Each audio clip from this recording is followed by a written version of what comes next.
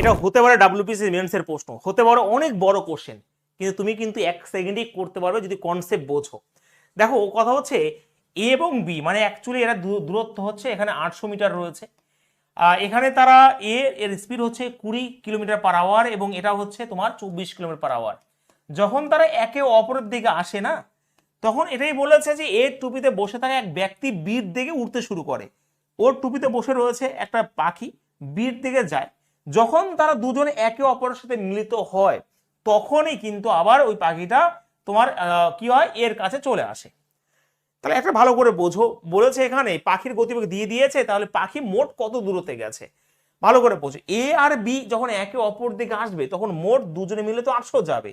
যখন একে অপর দিকে আসছে তাহলে তাদের স্পিডটা কি হয়ে যাবে, স্পিডটা যোগ হয়ে যাবে, সেটা 44 হয়ে যাবে। এবং পাখির স্পিড বলে দিয়েছে 176। এবার দুজনেই কিন্তু সময় এক নিয়েছে, যখন তারা মিলিত হয়েছে যেই সময়টা নিয়েছে পাখিটা ওই কাজটায় মানে যে মুভমেন্ট করেছে একই সময় নিয়েছে।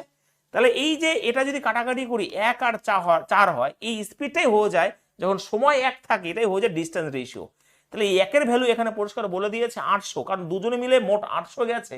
তাহলে 4 এর ভ্যালু কত হবে, 3200। একদমই একটা অসাধারণ কোশ্চেন কিন্তু এটা ছিল।